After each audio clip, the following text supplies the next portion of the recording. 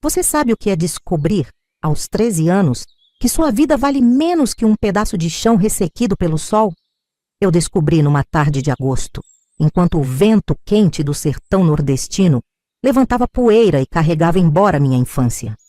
Foi quando ouvi minha avó dizer para aquela mulher elegante de São Paulo: "Está fechado então, dona Josefa. A menina vai com a senhora e a escritura da terra fica comigo." Naquele instante entendi que havia sido vendida como se fosse uma cabeça de gado.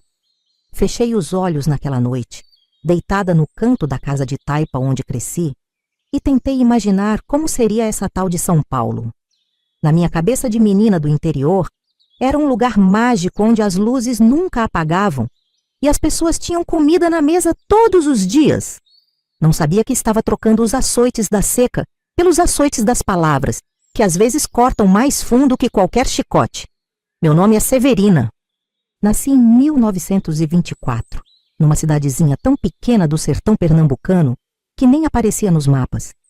Hoje tenho quase 100 anos e carrego nas rugas do meu rosto cada lembrança daquela menina que teve sua humanidade negociada por um lote de terra. Mas não estou aqui para inspirar sua pena. Estou aqui para contar como aquela menina descobriu que nosso valor não é definido por quem nos rejeita, mas por nossa coragem de seguir em frente. A jornada de 3 dias até São Paulo foi meu primeiro encontro com o mundo além da Caatinga. No trem, apertada entre malas e outros retirantes, eu segurava com força a trouxinha de pano com minhas únicas posses: 2 mudas de roupa, um pente quebrado e uma boneca de milho que minha mãe tinha feito antes de morrer no parto do meu irmão caçula. "Segura firme nos seus sonhos, menina", foi o que minha avó disse antes de me empurrar para o trem. Irônico, não? Ela havia acabado de trocar meus sonhos por um pedaço de terra. A cidade grande me engoliu como uma onça devora um filhote de preá. Os prédios pareciam arranhar o céu, os carros buzinavam sem parar, e o cheiro era uma mistura de fumaça, comida desconhecida e gente apressada. Tão diferente do cheiro de terra molhada e de bolo de milho da casa da minha avó. Foi quando percebi que não havia mais volta. O preço já tinha sido pago, o contrato selado com um aperto de mão, e eu tinha me tornado propriedade da filha de Dona Josefa, a sinhazinha Maria Cecília, como logo aprendi a chamá-la. Cheguei à casa dos Albuquerque Melo num domingo de manhã. O casarão no bairro de Higienópolis parecia um palácio para mim, com suas janelas enormes e grades de ferro trabalhado. O que eu não sabia é que aquela casa bonita seria minha prisão pelos próximos anos. "Esta é a menina Cecília. Nome de Severina, mas pode mudar se quiser. Essas nordestinas atendem pelo que a gente chamar", disse Dona Josefa à filha, como se eu fosse um objeto recém-adquirido que pudesse ser renomeado ao gosto do novo dono. A sinhazinha me olhou de cima a baixo, torcendo com o nariz como se eu cheirasse mal. Eu tinha tomado banho no dia anterior, esfregado bem os pés e até passado um pouquinho do perfume que uma senhora me deu no trem. Mas acho que o que incomodava ela não era meu cheiro, e sim minha existência. "Mãe, ela é tão pequena. Vai dar conta do serviço?" perguntou Maria Cecília, me estudando com olhos críticos. "No Nordeste elas começam cedo, filha. E essa já vem treinada pela avó. É só não deixar criar manha." Treinada, como um animal de circo. Era assim que me viam. Naquele primeiro dia, aprendi onde ficava a cozinha, o tanque de lavar roupa e o quartinho minúsculo que seria meu. Um cubículo sem janela, ao lado da área de serviço, com uma cama de armar e um prego na parede para pendurar minhas roupas. "Acorda às 5, prepara o café, limpa a sala e depois a senhora te ensina o resto", ordenou a cozinheira, Dona Jandira, uma senhora gorda de mãos calejadas que foi a única que me olhou com um pingo de compaixão naquele dia. O marido da sinhazinha, um homem alto e sempre de terno que mal notava minha presença, trabalhava com negócios. Uma palavra que para mim não significava nada além do fato de que ele saía cedo e voltava tarde, sempre com jornais debaixo do braço e cheirando a charuto caro. Minha primeira semana foi de adaptação dolorosa. Meus pés, acostumados a andar descalços no chão de terra, Agora tinham que se acostumar aos sapatos velhos que me deram. Para não sujar o chão da casa, disseram. Minhas mãos, que antes colhiam umbu e catavam gravetos para o fogão, agora tinham que aprender a segurar xícaras de porcelana sem tremer e a passar ferro em lençóis de linho tão finos que eu tinha medo de rasgar com a respiração. À noite, deitada naquela cama dura, eu chorava baixinho, sentindo saudade do calor do corpo da minha avó quando dormíamos juntas no tempo de frio. Será que ela pensava em mim? Será que o lote de terra valia a pena? Será que meus irmãozinhos estavam comendo melhor agora? A língua que falávamos era supostamente a mesma, mas parecia estrangeira para mim.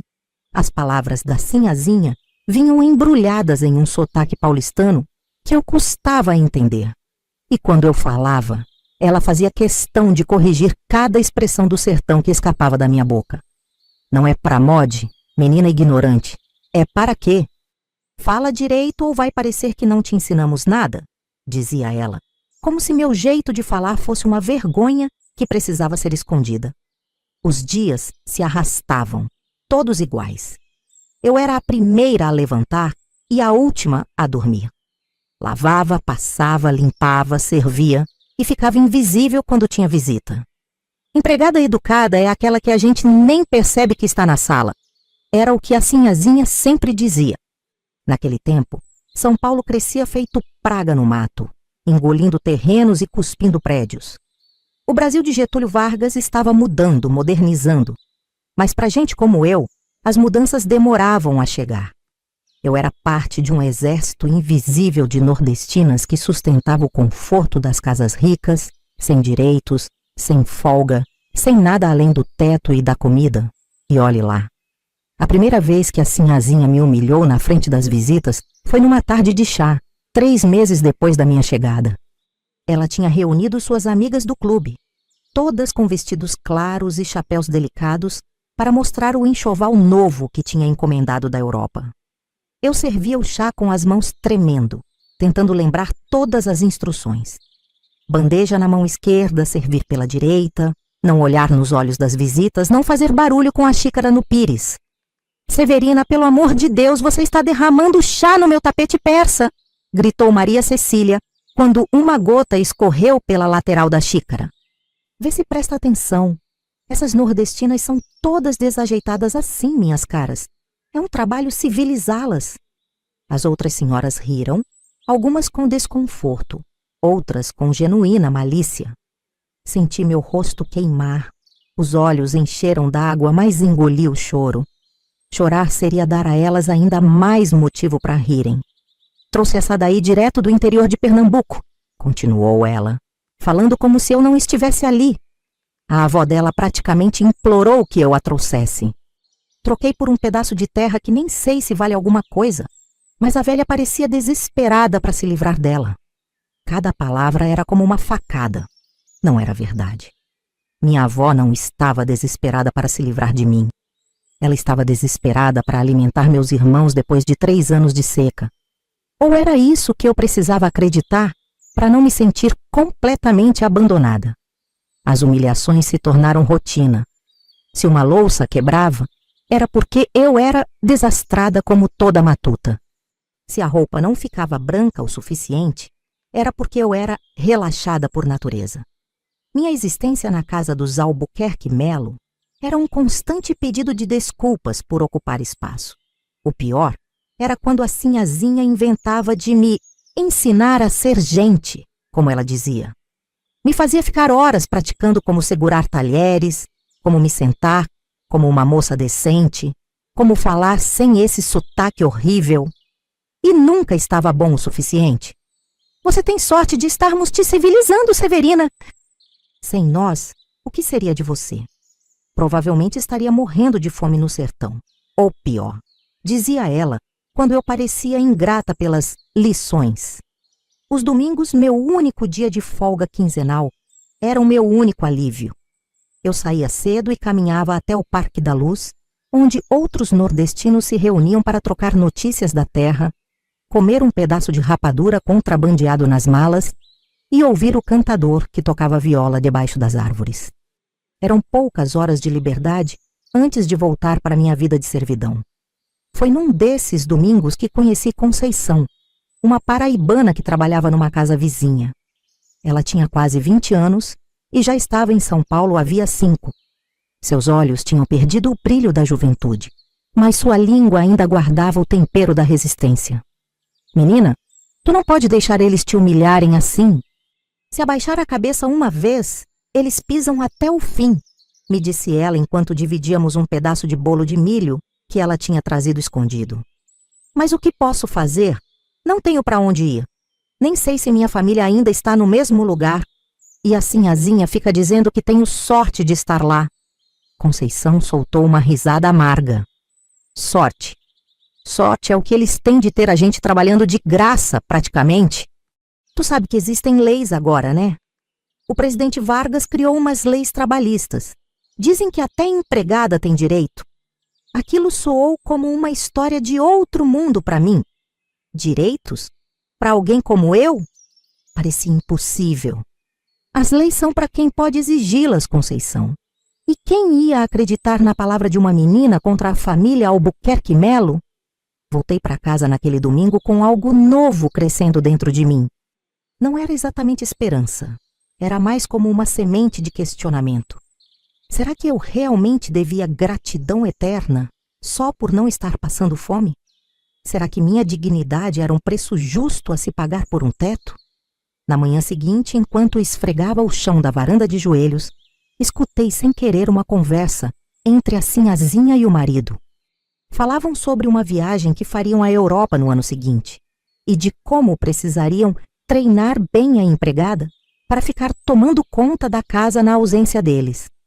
Aquela menina tem um olhar estranho ultimamente, disse o senhor Roberto, como se estivesse pensando demais.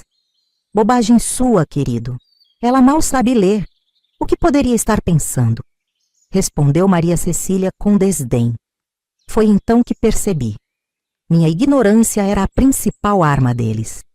Enquanto eu não soubesse ler, enquanto não entendesse meus direitos, enquanto acreditasse que meu valor se limitava ao que eles diziam que eu valia, eu seria sempre uma mercadoria trocada por um pedaço de terra. Naquela noite, deitada no escuro, tomei uma decisão. Eu aprenderia a ler. E depois, quem sabe, aprenderia também a ser livre. Foi numa terça-feira de cinzas que o destino colocou em minhas mãos a ferramenta que mudaria tudo. A casa estava uma bagunça depois da festa de carnaval que os Albuquerque Melo tinham dado na véspera. Não que a Sinhazinha gostasse de carnaval. Ela achava coisa de povo. Mas o marido insistia em manter as aparências de família moderna e descolada entre os amigos industriais. Eu tinha acordado antes do sol, como sempre, para limpar a sujeira antes que os patrões despertassem. Copos de cristal manchados de batom, cinzeiros transbordando, almofadas jogadas pelo chão. A sala parecia ter sido palco de uma guerra elegante. Enquanto recolhia guardanapos amassados debaixo do sofá, minha mão tocou algo duro, retangular. Puxei com cuidado e descobri um livro esquecido por algum convidado. Primeiras lições de leitura, dizia na capa azul desbotada. Olhei em volta, assustada, como se estivesse segurando algo proibido. De certa forma, estava. A Sinhazinha sempre deixava claro que estudar não é pra gente da sua laia. Uma vez, quando me pegou olhando para um jornal com curiosidade, arrancou-o das minhas mãos dizendo que conhecimento na cabeça de pobre só serve para criar confusão. Hesitei por um instante. Devolver o livro? Entregá-lo à Sinhazinha? Meu coração batia forte, como se estivesse prestes a cometer um crime. Com um movimento rápido, escondi o livro no bolso do meu avental. Pela primeira vez desde que cheguei àquela casa, roubei algo. Não um objeto de valor para os patrões, mas algo inestimável para mim. A possibilidade de aprender. Durante todo o dia, senti o peso daquele livro no bolso do avental, como se fosse uma brasa viva que poderia me queimar a qualquer momento. Terminei minhas tarefas diárias com uma ansiedade incomum, derrubei uma xícara e recebi os gritos de costume. Queimei levemente o arroz e escutei como eu era imprestável. Mas nada disso importava. Dentro de mim, crescia uma expectativa tão grande que nem as humilhações cotidianas conseguiram diminuir. Quando finalmente me recolhi ao meu quartinho nos fundos, depois que todos já estavam dormindo, acendi um toco de vela que guardava para emergências. Com mãos tremendo de excitação e medo, abri o livro. As letras dançavam na página como pequenos seres misteriosos. Algumas eu reconhecia vagamente das poucas aulas que tive antes da escola do povoado fechar por falta de professores. A letra A redonda e imponente. O O como uma boca aberta de espanto. Mas juntas, em palavras, eram como um código secreto que eu não conseguia decifrar. Na primeira página, havia uma ilustração simples. Uma menina com um cachorro. Abaixo, letras que eu supunha formarem uma frase sobre a imagem. Passei o dedo sobre as letras como se o toque pudesse me revelar seus segredos. Lembrei-me da professora Dona Eulália, lá do sertão, que nos 5 meses que passou no povoado antes de desistir da miséria, tinha me ensinado a desenhar meu próprio nome. Severina era a única palavra que eu sabia escrever, e mesmo assim, de forma trêmula e insegura. Folheei o livro devagar, absorvendo as ilustrações, tentando adivinhar o que diziam as palavras abaixo delas. Uma casa, uma bola, um menino, imagens do cotidiano transformadas em lições. Um cotidiano que não era o meu, percebo agora. Casas bonitas com jardins, crianças de roupas arrumadas brincando com brinquedos que nunca tive. Aquele livro era uma janela para um mundo que me excluía, mas que, paradoxalmente, poderia ser minha passagem para a liberdade. Se eu soubesse ler, poderia entender os jornais, as cartas, os avisos, os documentos. Poderia saber o que diziam sobre mim, sobre meus direitos. Poderia, quem sabe, um dia escrever para minha família no Nordeste. Guardei o livro embaixo do colchão fino e apaguei a vela quando ouvi passos no corredor. Deitei fingindo dormir, o coração ainda acelerado, mas não de medo, de possibilidade. Pela primeira vez desde que fui trocada por um pedaço de terra, senti que talvez houvesse um futuro diferente para mim.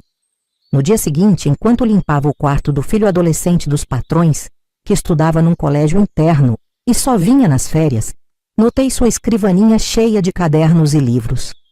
Com um olhar rápido para a porta para certificar-me de que ninguém vinha, abri uma gaveta. Lápis, borrachas, canetas, tesouros simples que para mim eram inalcançáveis. Com o coração na boca, peguei um lápis curto, já meio usado, e uma folha de papel de um bloco. Ninguém sentiria falta, pensei, tentando abafar a culpa. Não era roubo, era sobrevivência. Era minha arma silenciosa contra um sistema que me queria ignorante e submissa. Naquela noite, sob a luz trêmula da vela, comecei minha jornada de autodidatismo. Copiei letras, tentei formar palavras, comparei os desenhos das letras do livro com o pouco que lembrava das aulas no sertão. Era difícil, frustrante muitas vezes, mas havia uma alegria secreta naquele ato de rebeldia silenciosa. Nos dias que se seguiram à descoberta do livro, algo mudou dentro de mim. Era como se eu tivesse sido despertada de um longo sono. As mesmas tarefas diárias que antes executava mecanicamente, lavar, passar, cozinhar, limpar, agora eram intercaladas com pensamentos sobre letras, sílabas, palavras que tentava memorizar. Minha mente, antes ocupada apenas com a preocupação de não desagradar os patrões, agora fervilhava com possibilidades.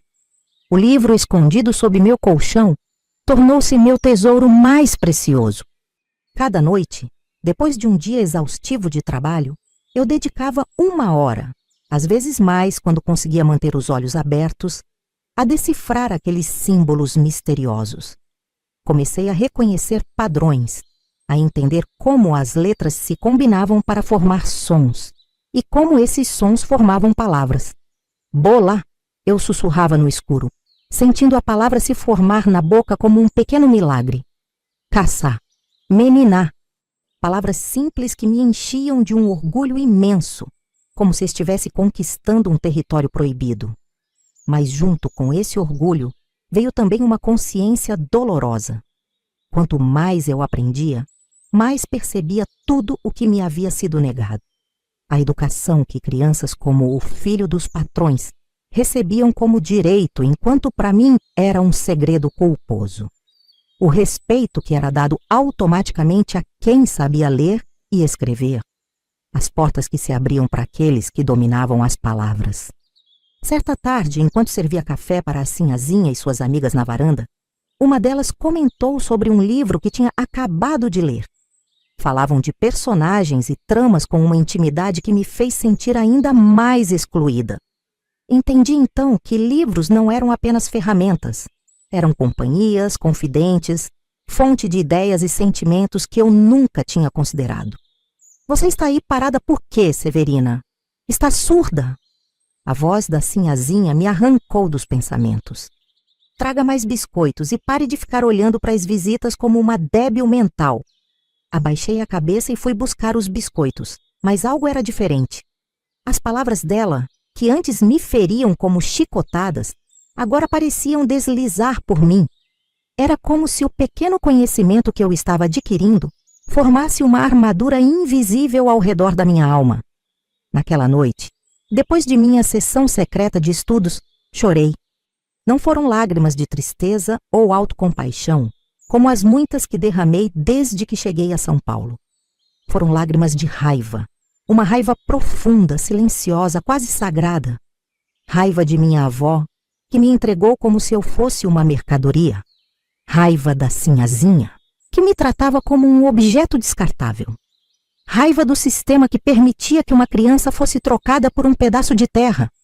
Mas, acima de tudo, raiva de mim mesma por ter aceitado por tanto tempo a ideia de que isso era normal, de que isso era o melhor que alguém como eu poderia esperar da vida.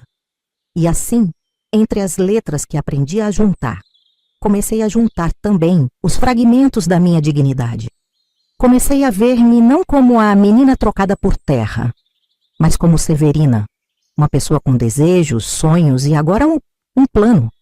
Em meus domingos de folga, passei a observar a cidade com outros olhos. Os cartazes nas lojas, os nomes das ruas, os jornais nas bancas, tudo eram oportunidades de praticar, de testar meu conhecimento crescente. Comecei a prestar mais atenção nas conversas dos patrões, conectando o que ouvia com o que começava a entender do mundo escrito. Foi em um desses domingos que tive coragem de entrar numa pequena biblioteca pública que ficava perto do Parque da Luz. Com passos hesitantes, coração batendo forte, entrei naquele templo de livros. O cheiro de papel velho e encadernações de couro me atingiu como um perfume inebriante. Um senhor de óculos e cabelos grisalhos, sentado atrás de uma mesa, me olhou por cima dos óculos com uma expressão que eu não consegui decifrar. Surpresa, curiosidade, ou apenas a avaliação rotineira de um novo visitante. "Posso ajudá-la, senhorita?" perguntou ele com uma voz surpreendentemente gentil. Eu só queria olhar", respondi quase num sussurro. Ele assentiu e voltou ao seu trabalho. Caminhei entre as estantes, maravilhada com a quantidade de livros. Tantas palavras, tantas histórias, tanto conhecimento, tudo ali, acessível a quem soubesse decifrá-lo. Toquei as lombadas dos livros como quem toca relíquias sagradas.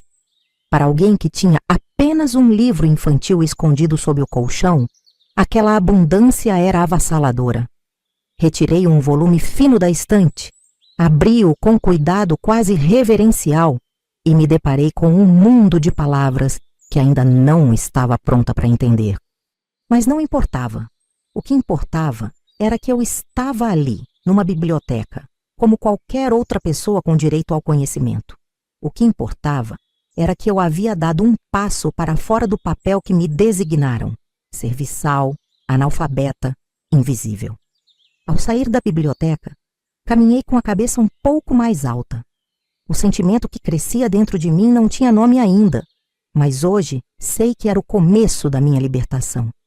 Uma libertação que começou com um livro infantil escondido e que continuaria passo a passo, palavra por palavra, até que eu pudesse finalmente escrever minha própria história. As semanas seguintes à descoberta do livro foram marcadas por uma tensão constante entre meu novo propósito secreto e a realidade do meu dia a dia. Cada minuto que conseguia roubar para estudar era uma pequena vitória, mas também um risco. A sinhazinha começou a notar mudanças sutis no meu comportamento. Você anda distraída, Severina. O que tem na cabeça? Algum namorado? Perguntou ela uma manhã, enquanto eu servia seu café. Havia um tom misto de acusação e curiosidade em sua voz. Não, senhora. Só cansada mesmo, respondi, de olhos baixos, sentindo o suor frio escorrer pelas costas com medo de que ela descobrisse meu segredo. Bem, se está cansada durante o dia, deve ser porque não está dormindo à noite como deveria. Talvez eu deva passar a trancar a porta da cozinha para evitar que você fique perambulando pela casa, ou Deus me livre, saindo para encontrar algum malandro. Aquelas palavras me gelaram. Se ela trancasse a porta da área de serviço à noite, eu ficaria completamente isolada no meu quartinho, sem acesso, nem mesmo à cozinha para pegar uma vela ou um copo d'água. Seria o fim das minhas sessões de estudo noturnas. Não, senhora, durmo muito bem. É só o trabalho mesmo que às vezes cansa. Tentei consertar, forçando um sorriso. Prometo prestar mais atenção. Ela me estudou por um momento, desconfiada, mas logo voltou sua atenção para o jornal que o marido havia deixado na mesa. O perigo havia passado por enquanto, mas percebi que precisava ser mais cuidadosa. Meu progresso com a leitura era lento, mas constante. Depois de algumas semanas, já conseguia ler pequenas frases completas do livro infantil. A menina brinca com a bola. O cachorro corre no quintal. O pai lê o jornal. Frases simples que para mim eram conquistas enormes. Mas logo o livro infantil começou a ficar pequeno para minha sede de conhecimento. Precisava de mais material para praticar, mais palavras para decifrar. Foi quando comecei minha segunda atividade clandestina. Colecionar pequenos recortes de jornais e revistas que seriam jogados fora. Um classificado aqui, uma notícia curta ali, a legenda de uma foto. Qualquer pedaço de texto impresso era valioso para mim. Guardava esses tesouros junto com o livro sob o colchão e os estudava à noite, tentando entender palavras mais complexas, frases mais longas. Certa manhã, enquanto limpava a biblioteca do Sr. Roberto, notei um jornal aberto sobre a escrivaninha. Uma manchete em letras grandes chamou minha atenção. Novas leis trabalhistas protegem empregados domésticos. Meu coração disparou. Aquilo falava de mim, de pessoas como eu. Com um rápido olhar para a porta para certificar-me de que estava sozinha, inclinei-me sobre o jornal, tentando decifrar o texto abaixo da manchete. As palavras eram difíceis, muitas ainda incompreensíveis para mim, mas entendi o suficiente para saber que existiam leis que supostamente me protegiam. Leis que falavam em horas de trabalho, descanso semanal, condições dignas.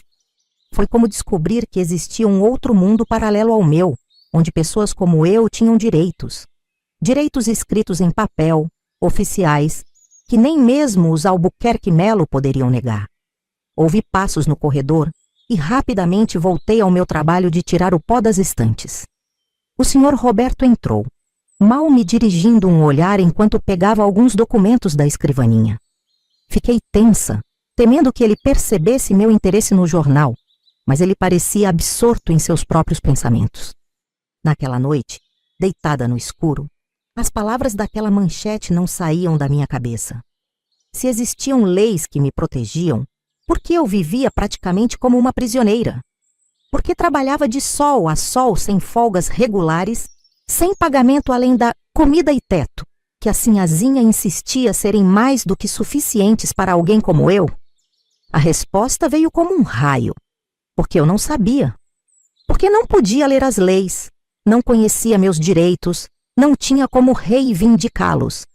Minha ignorância era a maior aliada dos meus opressores. No domingo seguinte, durante minha folga, procurei Conceição, a doméstica paraibana que trabalhava na casa ao lado.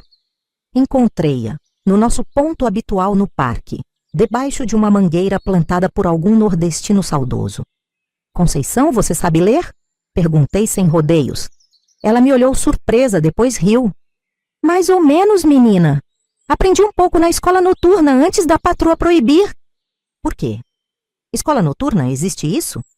Os olhos de Conceição brilharam com uma mistura de orgulho e nostalgia. Existe sim.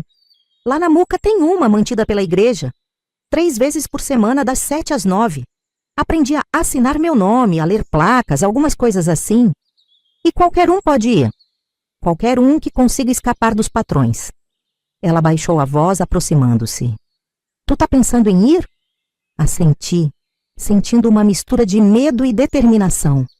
Estou aprendendo sozinha, mas é difícil. Se tivesse alguém para ensinar, Conceição apertou minha mão com força. Toma cuidado, Severina. Se a Sinhazinha descobrir, vai te mandar de volta para o Nordeste mais rápido que um raio. Ou pior, vai te mandar para outra família mais longe, onde ninguém te conheça. O aviso dela era assustador, mas não o suficiente para me deter. De fato, a ideia de ser mandada de volta para o Nordeste não parecia mais um castigo. Talvez fosse até uma oportunidade de reencontrar minha família. Mas eu sabia que não seria tão simples. Se me mandassem embora, seria sem dinheiro, sem referências, talvez até sem os documentos que nem sabia se existiam. Vou tomar cuidado, prometi. Mas preciso aprender mais. Preciso saber ler direito, entender essas leis que dizem que temos direitos. Conceição sorriu, um sorriso triste de quem conhecia bem o abismo entre a lei escrita e a realidade vivida. Se quiser mesmo ir à escola, posso te mostrar onde é. Mas como vai fazer com o horário? Tu não tem folga à noite. Era verdade. Meu trabalho só terminava quando os patrões iam dormir, muitas vezes depois das 10 da noite. Como poderia frequentar aulas que terminavam às 9? Foi então que comecei a planejar o que seria minha primeira ação verdadeiramente rebelde. Escapar da casa por algumas horas, 3 vezes por semana, sem que ninguém percebesse. A primeira vez que fugi para ir à escola noturna foi numa quarta-feira chuvosa. Tinha planejado tudo nos mínimos detalhes durante uma semana. Observei a rotina da casa. Cronometrei quanto tempo levava para lavar a louça do jantar. Calculei quanto tempo teria antes que alguém notasse minha ausência. Naquela noite, servi o jantar mais rápido que o normal. A Sinhazinha estava entretida com uma visita importante. A esposa de um político que poderia ajudar nos negócios do marido, e mal prestou atenção em mim. Assim que terminei de servir a sobremesa, corri para a cozinha, limpei tudo em tempo recorde e, sem que Dona Jandira percebesse, escapuli pela porta dos fundos. A chuva fina encharcou meu único vestido decente em segundos, mas não me importei. Corri pelas ruas escuras de Higienópolis até encontrar um bonde que me levaria à Muca. O dinheiro da passagem vinha das moedas que ocasionalmente encontrava ao varrer a casa e que guardava religiosamente num buraco que fiz no colchão. Cheguei à escola, que não passava de uma sala nos fundos de uma igreja, com o coração batendo tão forte que achei que fosse desmaiar. Um grupo de adultos, a maioria operários e empregadas domésticas, estava sentado em cadeiras simples, diante de uma senhora grisalha que escrevia no quadro negro. Posso ajudar? Um senhor de idade, provavelmente o padre, me abordou na porta. Eu vim para a aula, respondi, quase sem voz de tanto nervoso. Ele sorriu, um sorriso bondoso, que não via dirigido a mim havia muito tempo. Então entre, filha. Estamos começando a lição de hoje. A professora, Dona Matilde, era uma senhora aposentada que dedicava 3 noites por semana a ensinar adultos a ler e escrever. Quando me viu, toda molhada e tremendo na porta, fez um gesto para que eu me sentasse na última fileira. Nome? Perguntou discretamente, enquanto os outros alunos copiavam algo do quadro. Severina, sussurrei. Idade? Hesitei. Tinha 13 anos quando cheguei a São Paulo. Mas quanto tempo havia se passado? Os dias se fundiam na rotina da casa dos Albuquerque Melo. Acho que 15, respondi incerta. Os olhos dela se suavizaram. Bem, Severina, vamos ver o que você já sabe e começar dali. Aquela primeira aula foi uma revelação. Descobri que não estava sozinha na minha ignorância, nem no meu desejo de aprender. Havia homens adultos, mulheres idosas, jovens como eu, todos unidos pela mesma fome de conhecimento, todos dispostos a sacrificar horas de descanso depois de dias exaustivos de trabalho para aprender a decifrar as letras que governavam o mundo. Aprendi mais naquela 1h30 do que em semanas tentando sozinha. Dona Matilde tinha um jeito especial de explicar, de fazer conexões entre as letras e os sons, de mostrar como as palavras se construíam. Saí dali com o nome completo escrito numa folha de papel, Severina Maria da Conceição, e com a promessa de voltar na sexta-feira. O caminho de volta foi uma mistura de euforia e terror. E se me descobrissem? E se já tivessem notado minha ausência? Cheguei ofegante pelos fundos, o coração na garganta, pronta para inventar uma desculpa. Mas a casa estava silenciosa. Os patrões ainda conversavam com as visitas na sala, e Dona Jandira dormitava numa cadeira na cozinha. Ninguém havia percebido que eu saíra. Nas semanas seguintes, repeti a fuga 3 vezes por semana. Era um risco imenso, e houve momentos de quase descoberta. Uma noite, a sinhazinha me chamou logo depois que voltei, encharcada de chuva. Severina, por que está molhada? E por que está ofegante? Fui até o quintal recolher uma roupa que esqueci no varal, senhora. Começou a chover de repente. Menti, evitando seu olhar penetrante. Da próxima vez preste mais atenção ao tempo antes de deixar roupas no varal. Foi por pouco. Depois disso, passei a levar um lenço para secar o rosto e os cabelos antes de entrar e a respirar fundo várias vezes para acalmar o coração acelerado. Cada aula era uma vitória. Cada palavra nova que aprendia a ler era uma pequena revolução pessoal. Em 2 meses, já conseguia ler frases completas, entender parágrafos simples, escrever pequenos textos. Dona Matilde dizia que eu tinha sede de aprender e me emprestava livros infantis para praticar em casa. Mas conforme crescia meu conhecimento, crescia também a dificuldade de manter minha dupla vida. A sinhazinha começou a reparar em pequenas mudanças. A maneira como eu olhava para os livros na biblioteca quando ia limpar, como eu parava para observar os jornais deixados na mesa, como minhas mãos já não tremiam tanto ao servir o chá para as visitas. Você anda diferente, Severina, comentou ela uma tarde, me observando com olhos estreitos, mais atenta, quase confiante. Abaixei os olhos, tentando parecer submissa como antes. Não sei do que a senhora está falando. Sou a mesma de sempre. Ela não pareceu convencida, mas deixou passar. Porém, alguns dias depois, percebi que ela começou a me dar mais tarefas à noite, especificamente nos dias em que eu ia à escola. Era como se suspeitasse de algo, como se quisesse me manter ocupada, me testar. O tempo passou e com ele veio um novo desafio. O inverno paulistano de 1939, rigoroso e úmido, trouxe uma epidemia de gripe que atingiu toda a cidade. A casa dos Albuquerque Melo não foi poupada. Primeiro caiu de cama o senhor Roberto, depois o filho adolescente que estava em casa para as férias escolares, e, por fim, a própria sinhazinha. Com os patrões doentes, a carga de trabalho duplicou. Além das tarefas normais, tinha que preparar chás e caldos a toda hora, trocar lençóis suados, correr à farmácia para buscar medicamentos. Dona Jandira também adoeceu, deixando a cozinha inteiramente sob minha responsabilidade. A exaustão começou a me dominar. Dormia apenas 4 ou 5 horas por noite, sempre alerta para atender qualquer chamado da sinhazinha, que ficava cada vez mais irritadiça com a doença. Durante o dia, mal tinha tempo para respirar. Meus dedos racharam de tanto mergulhar em água quente. Minhas costas doíam de curvar-me sobre camas e baldes de lavar roupa. Era impossível continuar fugindo para as aulas nessas condições. Depois de faltar por 3 semanas consecutivas, temi que Dona Matilde pensasse que eu havia desistido. Mais do que isso, temi estar perdendo a única oportunidade real de mudança na minha vida. Na 4ª semana da epidemia, Quando a sinhazinha já estava melhor, mas ainda exigia cuidados constantes, decidi que precisava voltar à escola, nem que fosse apenas para explicar minha situação e pegar material para estudar em casa. Esperei até que todos estivessem dormindo, inclusive Dona Jandira, que ainda se recuperava.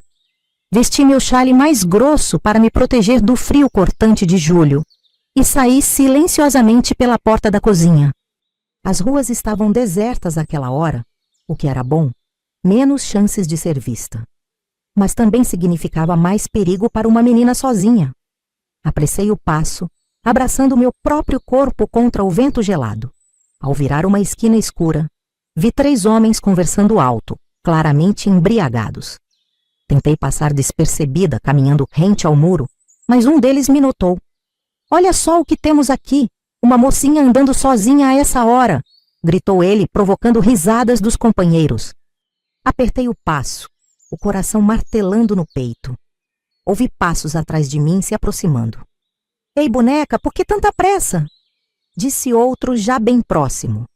Comecei a correr, desesperada, mas meus pés cansados pelos dias de trabalho sem fim tropeçaram numa irregularidade da calçada.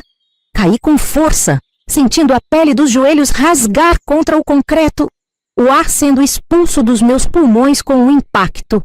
Antes que pudesse me levantar, senti uma mão áspera agarrar meu braço. "Calma aí, lindinha. Só queremos conversar." O cheiro de álcool no hálito dele me deu náuseas. Debati-me, tentando gritar, mas o medo parecia ter congelado minha voz.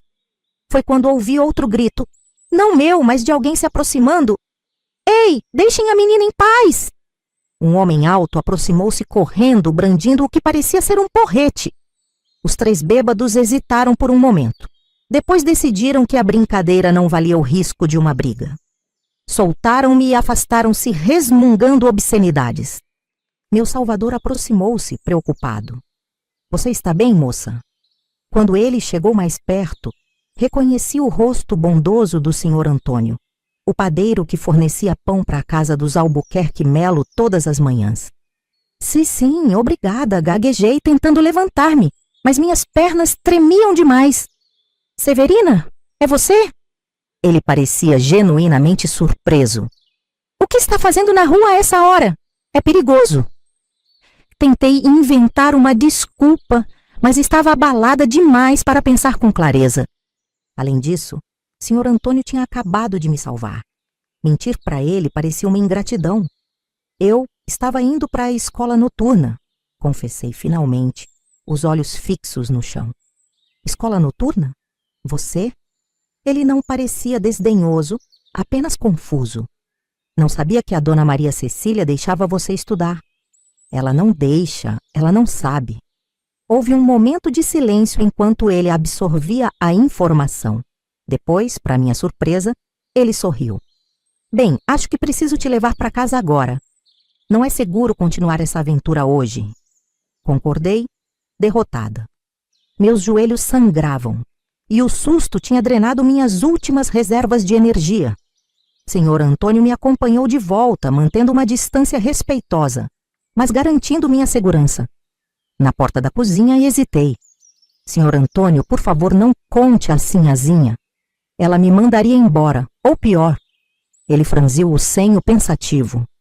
"Não vou contar. Mas você não pode continuar saindo assim, sozinha, no meio da noite. É muito arriscado." Concordei com um aceno de cabeça, lágrimas queimando meus olhos. Eu sabia que ele estava certo, mas a perspectiva de abandonar meus estudos era devastadora. "Tenho uma ideia", disse ele depois de um momento. "Minha filha, Terezinha, também está aprendendo a ler. Ela tem 17 anos e frequenta a escola durante o dia. Talvez ela possa te trazer alguns materiais, livros, coisas assim. Vocês poderiam se encontrar quando venho entregar o pão." Uma pequena fagulha de esperança se acendeu dentro de mim. "A senhora deixaria?" "Bem, ela não precisa saber tudo, precisa? Podemos dizer que vocês se conheceram e ficaram amigas. É natural que jovens conversem enquanto esperam o pão, não?" Pela primeira vez naquela noite terrível, sorri. "Obrigada, Sr. Antônio. Muito obrigada." Entrei em casa silenciosamente, Limpei meus joelhos esfolados o melhor que pude e desmoronei na cama, exausta. O medo ainda corria em minhas veias, mas também havia gratidão e uma nova determinação. Na manhã seguinte, quando o Sr. Antônio veio entregar o pão, havia um pacote extra junto com os pães, um livrinho surrado de histórias infantis e um caderno fino. De Terezinha, ele sussurrou com um piscar de olho. Foi assim que começou minha nova fase de aprendizado. 3 vezes por semana, Terezinha mandava material novo através do pai. Livros, exercícios que ela mesma preparava, até recortes de jornais com notícias que achava que podiam me interessar. Em poucas semanas, descobri que Terezinha era um anjo enviado para minha vida. Ela não apenas me ajudava a aprender, mas também se tornou a primeira amiga verdadeira que tive em São Paulo. Através dos bilhetes que trocávamos, escondidos entre as entregas de pão, conheci seus sonhos, suas dificuldades, sua visão de mundo.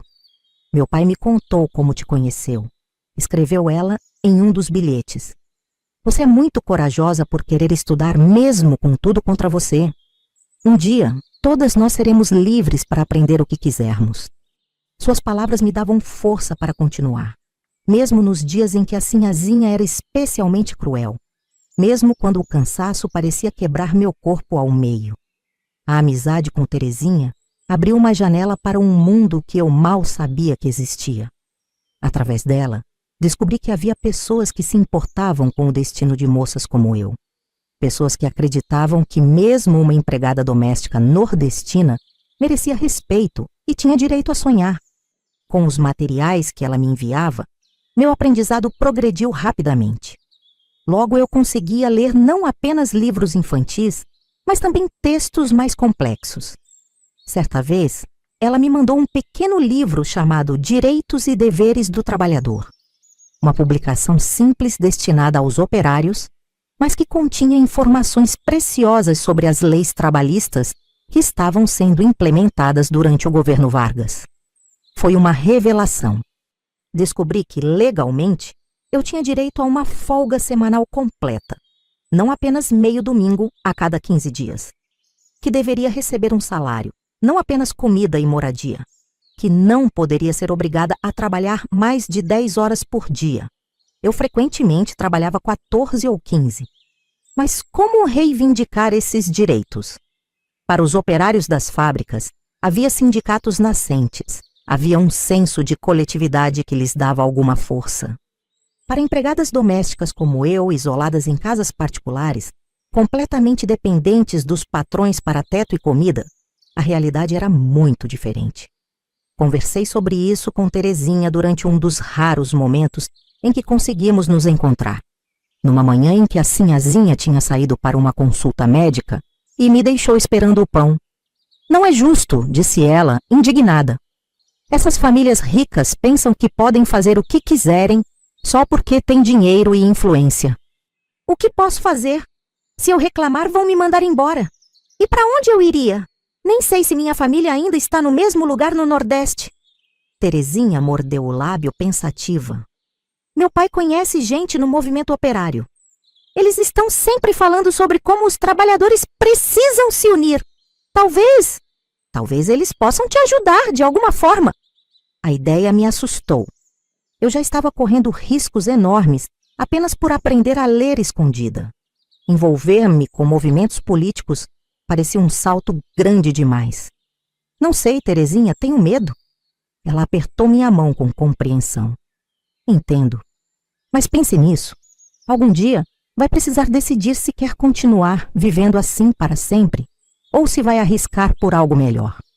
As palavras dela ficaram comigo por dias, ecoando em minha mente enquanto esfregava o chão, enquanto passava as camisas do senhor, Roberto enquanto ouvia mais uma crítica injusta da sinhazinha. Foi por essa época que um novo elemento entrou em minha complicada equação de sobrevivência. Carlos, o sobrinho da sinhazinha, veio passar uma temporada na casa. Ele tinha voltado recentemente da Europa, onde estava estudando, e sua presença causou uma agitação na rotina da casa. Carlos era diferente dos outros membros da família. Para começar, Ele me olhava nos olhos quando falava comigo, algo que nenhum dos Albuquerque Melo jamais fazia. Ele agradecia quando eu servia o café, perguntava se eu estava bem quando me via tossindo por causa do pó da limpeza. A princípio eu desconfiei. Ninguém daquela família havia demonstrado qualquer gentileza genuína antes. Por que este seria diferente? Talvez fosse apenas uma nova forma de crueldade, mais sutil e, portanto, mais perigosa. Mas Carlos persistiu. Uma tarde, enquanto eu limpava a biblioteca onde ele estava lendo, deixou cair acidentalmente um livro aos meus pés. "Você gosta de ler, Severina?" perguntou casualmente. Congelei. Era uma armadilha? Um teste? Decidi jogar pelo seguro. "Não sei ler, senhor", respondi, mantendo os olhos baixos. "Mesmo? Então por que vi você olhando com tanto interesse para o jornal esta manhã, enquanto servia o café?" Senti o rosto queimar. Tinha sido descuidada, deixando minha curiosidade aparecer. "Eu só estava olhando os desenhos", menti, odiando-me por negar a habilidade que tanto me custara adquirir.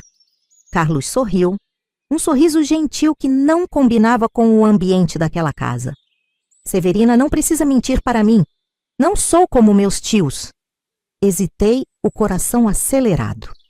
Algo no tom dele me fez querer confiar, mas anos de humilhações tinham construído uma muralha espessa ao redor da minha confiança. "Sabe", continuou ele, "na Europa, onde estive estudando, há um movimento crescente de pessoas que acreditam que todos deveriam ter acesso à educação. Todos." Ele enfatizou a última palavra, olhando-me intensamente.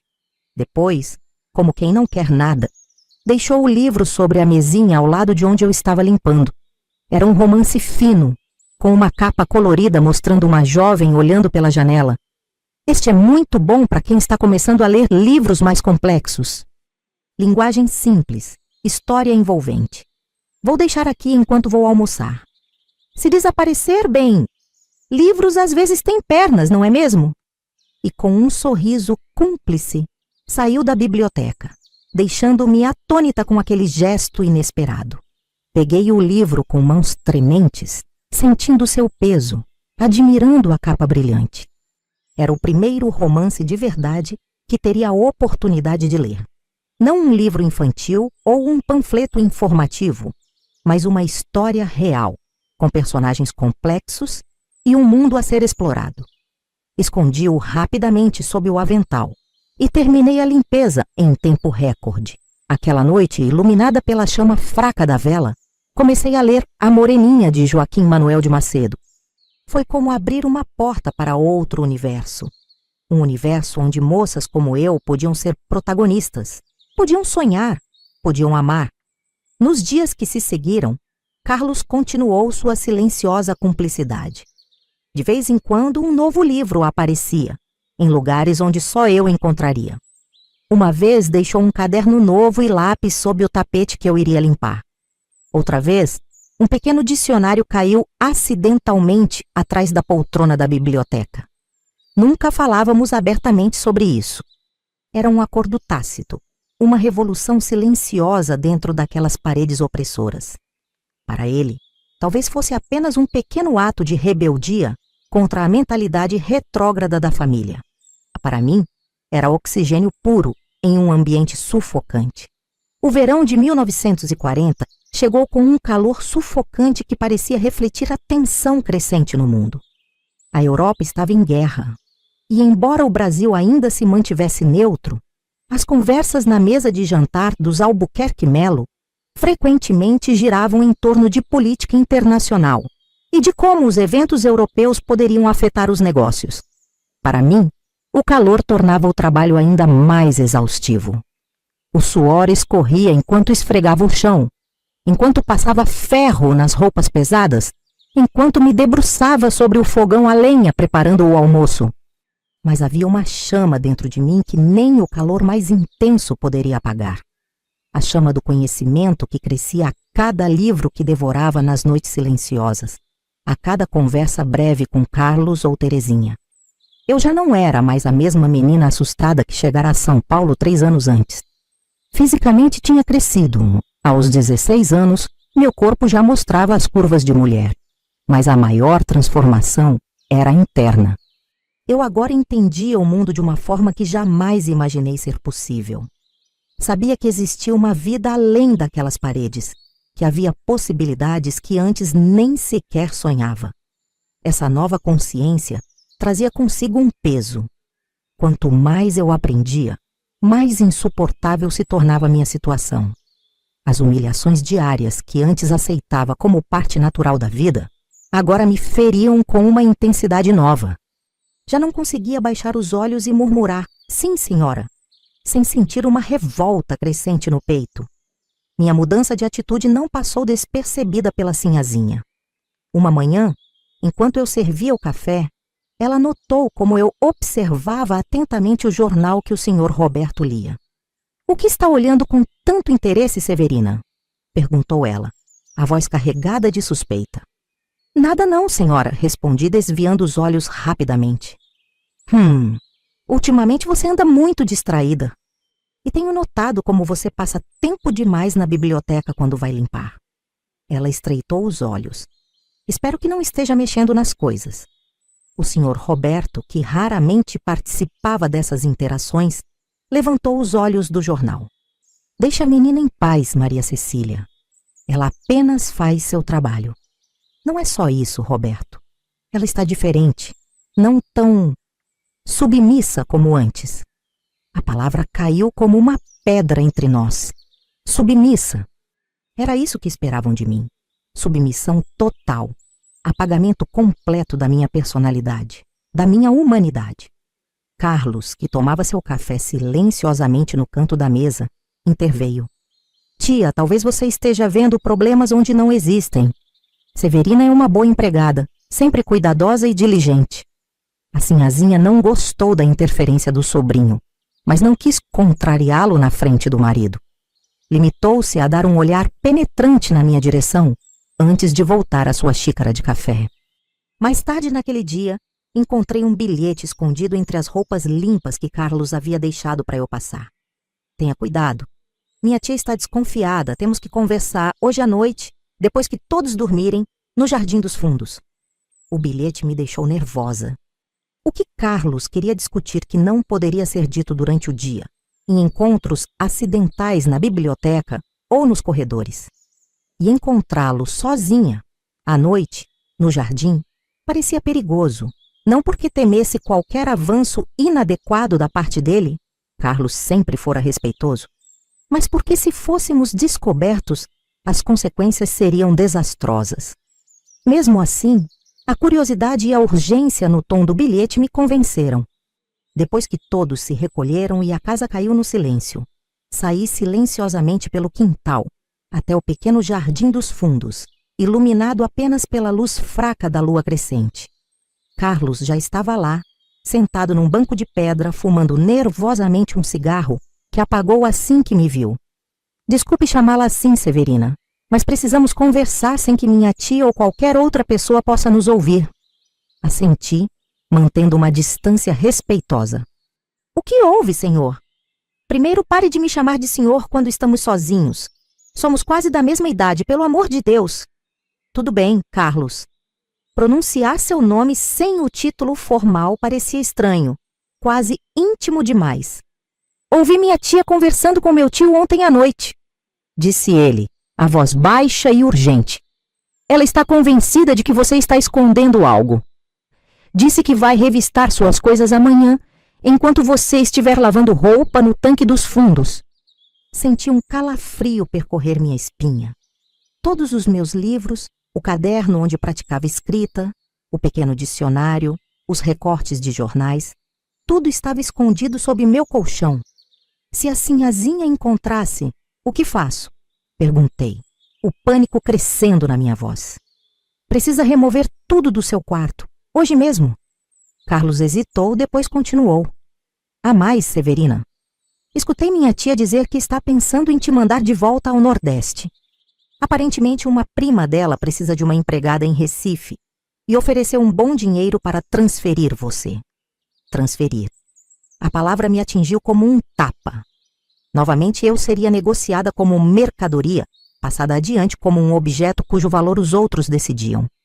Eles não podem fazer isso, sussurrei, mais para mim mesma do que para Carlos. Eu não sou propriedade deles. Legalmente, eles não têm esse direito, é verdade. Mas você e eu sabemos que famílias como a minha frequentemente operam acima da lei. E Severina? Ele hesitou, parecendo escolher as palavras. Você é menor de idade, e pelo que entendi, sua avó assinou algum tipo de documento dando a guarda legal à minha tia. Aquilo confirmava minhas suspeitas mais sombrias. Eu não era apenas uma empregada, era uma tutelada, uma espécie de propriedade legal até completar a maioridade. Quanto tempo até eu completar 18 anos? Perguntei, tentando fazer contas mentalmente. Pelo que minha tia disse, ainda falta mais de 1 ano. Carlos suspirou. Não temos tanto tempo assim. Precisamos pensar em algo mais imediato. Ficamos em silêncio por um momento, o peso da situação caindo sobre nós, como o orvalho noturno que começava a umedecer o jardim. Tenho amigos, disse Carlos, finalmente. Pessoas que podem ajudar, estudantes, intelectuais, alguns jornalistas. Gente que acredita em justiça social, que luta contra esse tipo de escravidão moderna. A palavra escravidão ecoou em meus ouvidos. Era isso então? Era assim que se chamava o que eu vivia? O que eles poderiam fazer por mim? Perguntei, um fio de esperança se formando. Arranjar um lugar seguro para você ficar. Talvez um emprego decente, com pagamento justo. Ajudar você a localizar sua família no Nordeste, se quiser. Era tudo o que eu mais desejava. Mas o medo ainda me paralisava. E se não der certo? E se me encontrarem? Sua tia tem influência, conhece gente importante. Carlos inclinou-se ligeiramente, seus olhos brilhando na penumbra com uma intensidade que me surpreendeu. Severina, você tem que decidir o que quer para a sua vida. Continuar aqui, sendo humilhada diariamente, tratada como propriedade, ou arriscar tudo por uma chance de liberdade. Suas palavras ecoaram as de Terezinha semanas antes. Era hora de decidir. Um barulho vindo da casa nos sobressaltou. Alguém havia acendido uma luz no quarto do casal. Rapidamente nos separamos, concordando em continuar a conversa na manhã seguinte, de forma discreta. Voltei para meu quartinho com o coração pesado de decisões difíceis. Como num transe, reuni todos os meus tesouros, livros, cadernos, recortes, e os escondi temporariamente num canto frouxo da cerca dos fundos, onde ninguém pensaria em procurar. Deitada na escuridão, as palavras de Carlos martelavam em minha mente. Arriscar tudo por uma chance de liberdade. Não era apenas sobre fugir daquela casa. Era sobre reivindicar minha própria história, meu direito de decidir meu próprio valor. O relógio da sala badalou 2 da manhã, e eu ainda estava acordada, os olhos abertos no escuro, quando tomei minha decisão. Não seria mais a menina trocada por um lote de terra. Seria Severina Maria da Conceição, dona do meu próprio destino. Agora preciso continuar o roteiro a partir da parte 4, que é o clímax emocional. Vou seguir com as próximas subpartes. A manhã seguinte nasceu carregada de tensão. Enquanto preparava o café da família, cada ruído me sobressaltava. Cada olhar da sinhazinha parecia penetrar meus pensamentos. Será que ela sabia dos meus planos? Será que desconfiava que seu sobrinho estava me ajudando? Minhas mãos tremiam tanto que derramei um pouco de café na bandeja. Um erro que, em outro tempo, teria resultado em uma tempestade de humilhações. Cuidado, menina! Esse jogo de café veio da Europa. Foi tudo o que a sinhazinha disse, com um olhar irritado. Estava distraída demais para o ritual habitual de me diminuir. Algo importante ocupava seus pensamentos. Depois descobri que era o jantar que daria naquela noite para um político influente e sua esposa.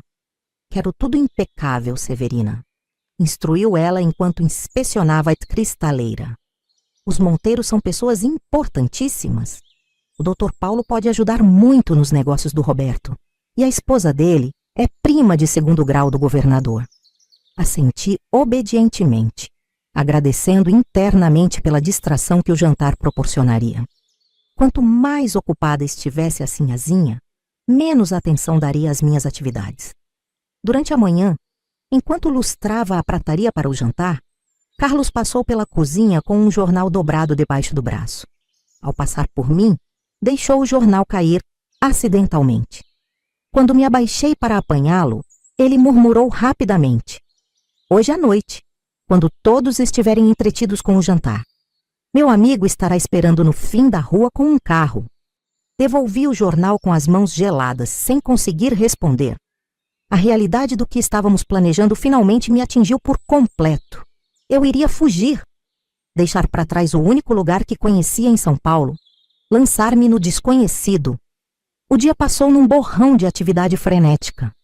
Limpei a sala de jantar do chão ao teto, ajudei Dona Jandira a preparar pratos elaborados que nunca teríamos permissão de provar, arrumei a mesa com a melhor louça e os cristais mais finos. Enquanto trabalhava, minha mente fervilhava com dúvidas e medos. E se o amigo de Carlos não aparecesse? E se a sinhazinha descobrisse minha fuga antes que eu pudesse escapar? E se me encontrassem depois e me trouxessem de volta? Ou pior, se me mandassem para aquela prima em Recife, ainda mais longe de qualquer possibilidade de liberdade? Mais assustadora era a pergunta que eu mal conseguia formular. E se eu conseguisse mesmo fugir, o que seria de mim? Uma menina de 16 anos, sozinha numa cidade grande, sem dinheiro, sem família, sem referências. O mundo lá fora podia ser tão cruel quanto a casa dos Albuquerque Melo.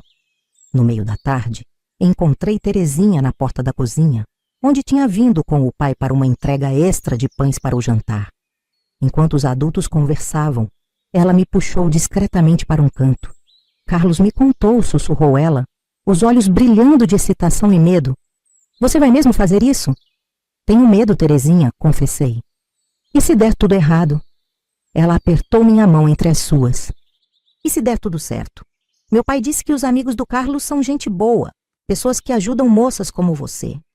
Disseram que já fizeram isso antes." Era reconfortante saber que não seria a primeira, que havia um caminho trilhado antes de mim por outras meninas que, como eu, haviam decidido que valiam mais do que o valor que outros atribuíram a elas.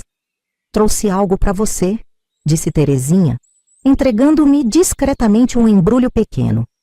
"Não muito, mas pode ajudar nos primeiros dias." Dentro havia algumas moedas e notas, suas economias, imaginei, e um escapulário de Nossa Senhora. "Para te proteger", explicou ela, os olhos marejados. Abracei-a rapidamente, engolindo as lágrimas. Não havia tempo para sentimentalismos. Precisava terminar os preparativos para o jantar e, mais importante ainda, preparar minha fuga. À tarde, quando a sinhazinha saiu para o cabeleireiro, "Preciso estar deslumbrante para os Monteiro", declarou ela. Aproveitei para recolher as poucas coisas que levaria comigo. Não era muito, 2 mudas de roupa, um par de sapatos velhos, mas resistentes, o pente quebrado que trouxera do Nordeste, a boneca de milho que minha mãe fizera, agora quase desmanchando depois de anos, um caderno meio usado e um lápis. Acrescentei o dinheiro e o escapulário de Terezinha e embrulhei tudo numa trouxa pequena, que escondi junto com meus livros no buraco da cerca. Quando o Sr. Roberto chegou do trabalho, já eram quase 6 da tarde. O jantar estava marcado para as 8. Os Monteiro eram conhecidos por sua pontualidade. A sinhazinha voltou do cabeleireiro às 6h30, reclamando do calor que arruinava seu penteado e exigindo que eu preparasse imediatamente seu banho. Enquanto ela se arrumava, ajudei Dona Jandira com os últimos preparativos na cozinha. O cheiro de comida fina enchia a casa. Molho de camarão, frango assado, legumes importados. Em outra ocasião, esse aroma teria feito meu estômago roncar de fome, já que nós, empregadas, comeríamos apenas as sobras depois que os convidados fossem embora. Mas naquela noite, o nervosismo tinha suprimido completamente meu apetite. Às 7h30, a sinhazinha entrou na cozinha para dar as últimas instruções. "Severina, você servirá os pratos. Jandira, você fica na cozinha preparando. Quero tudo perfeito, entenderam? Sem barulhos, sem derrubar nada, sem falar a menos que alguém pergunte diretamente.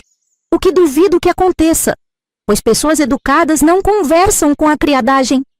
Vestida com um uniforme engomado e um avental branco impecável, roupas reservadas apenas para ocasiões especiais em que eu seria visível aos convidados, aguardei na cozinha pela chegada dos ilustres visitantes. Carlos passou rapidamente, já vestido com seu terno bem cortado, e me lançou um olhar significativo. Era hora. A campainha tocou pontualmente às 8 horas. Ouvi vozes no hall de entrada, cumprimentos educados, risadas contidas, o tom afetado que a sinhazinha reservava para impressionar os outros. Eles se dirigiram para a sala, onde serviriam aperitivos antes do jantar. 15 minutos depois, a sinhazinha tocou a sineta, o sinal para que eu começasse a servir os coquetéis. Entrei na sala com uma bandeja de prata contendo taças de cristal cheias de uma bebida amarelada. O doutor Paulo Monteiro era um homem corpulento, de bigode bem aparado e olhos pequenos que não sorriam mesmo quando sua boca o fazia. A esposa, Dona Eugênia, era magra como um galho seco, com joias que pareciam pesadas demais para seu pescoço fino. Servia as bebidas como me ensinaram, em silêncio, sem olhar diretamente para os convidados, como se fosse um fantasma movendo-se entre os vivos. Carlos estava sentado num canto, participando pouco da conversa, os olhos frequentemente checando o relógio. Voltei à cozinha para ajudar Dona Jandira com os aperitivos. 20 minutos depois, servi-os com a mesma discrição. A conversa girava em torno de política e negócios, assuntos sobre os quais eu havia aprendido muito nos últimos meses, lendo jornais e os livros que Carlos me emprestava. Ouvi o doutor Paulo comentar sobre o problema dos nordestinos que infestam São Paulo e como essa gente precisava ficar no seu lugar. A sinhazinha concordava efusivamente, sem notar a ironia de ter uma nordestina servindo sua mesa naquele exato momento. Às 9 horas, voltei à cozinha para ajudar a preparar o prato principal. Foi quando notei que Carlos havia discretamente saído da sala. Meu coração acelerou. Através da janela da cozinha, vi um carro estacionado no final da rua, as luzes apagadas, exatamente como combinado. Era agora ou nunca. Enquanto preparávamos o prato principal para servir, ouvi a voz de Carlos na porta dos fundos. Dona Jandira, a minha tia está pedindo que você vá à sala um instante. Parece que ela quer discutir a mudança na ordem dos pratos. Jandira franziu o senho, confusa. Mas já está tudo pronto na ordem que ela pediu. Sabe como ela é, respondeu Carlos com um sorriso conspiratório. Mudou de ideia de última hora. A cozinheira suspirou profundamente, enxugou as mãos no avental e foi em direção à sala de jantar. Assim que ela saiu, Carlos virou-se para mim, os olhos urgentes. É agora, Severina. Pegue suas coisas. Meu amigo está esperando no carro. Ele vai te levar para um lugar seguro. Congelei por um instante, o medo e a dúvida paralisando meus músculos. Estava mesmo pronta para esse salto no escuro. Mas então lembrei das palavras da sinhazinha sobre me transferir para Recife, como quem transfere um móvel indesejado. Lembrei de todas as humilhações, de todas as noites chorando sozinha, do dia em que descobri que minha avó tinha me trocado por um pedaço de terra. Vou buscar minha trouxa, sussurrei, já me dirigindo para a porta dos fundos. Em menos de 1 minuto, recuperei o pequeno embrulho escondido junto à cerca. Quando voltei, Carlos me esperava ansioso na cozinha. Rápido, Jandira já deve estar voltando. Vá pelo beco dos fundos, não pela rua principal. Ricardo está com o carro na esquina, um Ford preto. Ele vai te reconhecer. Hesitei na porta, olhando para trás uma última vez. Aquela cozinha onde passei tantas horas, onde aprendi a engolir lágrimas junto com o orgulho, parecia de repente estranhamente familiar, quase segura comparada ao desconhecido que me aguardava. E se eles me encontrarem? Perguntei, a voz embargada. Não vão, garantiu Carlos. Ricardo vai te levar para pessoas que sabem como proteger moças como você. Confie em mim. Confiar. Uma palavra tão simples, mas tão difícil para alguém que teve tão poucos motivos para confiar nos outros. Mas olhando nos olhos de Carlos, Senti que podia dar esse salto de fé. Como vou te agradecer? Perguntei. Vivendo sua vida com dignidade, respondeu ele. É o mínimo que todos merecem. Ouvimos passos se aproximando. Jandira voltando da sala. Não havia mais tempo para despedidas. Com um último aceno, saí pela porta dos fundos, mergulhando na escuridão da noite paulistana. O beco atrás da casa era mal cheiroso e escuro, mas naquele momento representava o caminho para a liberdade. Caminhei rapidamente, agarrando minha pequena trouxa contra o peito, como se contivesse todos os meus sonhos, e, de certa forma, continha. Cada passo me afastava da casa dos Albuquerque Melo, da Sinhazinha, da vida de servidão que me foi imposta. Ao virar a esquina, vi o Ford preto estacionado sob uma árvore, exatamente como Carlos havia descrito. Um jovem de óculos e cabelos escuros me observava atentamente pela janela do motorista. Quando me aproximei, ele abriu a porta do passageiro. "Severina?" perguntou em voz baixa. Assenti, o coração batendo tão forte que achei que ele poderia ouvir. "Entre rápido. Sou Ricardo, amigo de Carlos." Mal entrei no carro, ele deu partida e começamos a nos afastar do bairro de Higienópolis. Olhei para trás, observando as mansões elegantes ficarem cada vez menores, até desaparecerem quando viramos em uma avenida maior. "Para onde estamos indo?" perguntei, a voz um pouco mais firme agora. "Para o Brás", respondeu ele. "Tenho amigos lá, um casal, professores. Eles vão te abrigar por alguns dias até encontrarmos um lugar mais permanente para você." O Brás. Um bairro de operários, imigrantes e nordestinos como eu. Um mundo à parte dos salões elegantes de Higienópolis. Um lugar onde eu poderia, talvez, finalmente me sentir menos deslocada. Enquanto o carro avançava pela cidade, minha mente trabalhava freneticamente. O que aconteceria quando descobrissem minha falta? A Sinhazinha provavelmente já estaria furiosa a essa altura. O jantar importante interrompido pela ausência da empregada, que deveria servir o prato principal. Ela mandaria me procurar? Chamaria a polícia? Ou simplesmente me substituiria, como já havia feito com outras empregadas antes de mim? "Não se preocupe", disse Ricardo como se lesse meus pensamentos. Pessoas como os Albuquerque Melo raramente chamam a polícia quando uma empregada foge. Seria admitir que algo estava errado, que não eram os patrões perfeitos que fingem ser.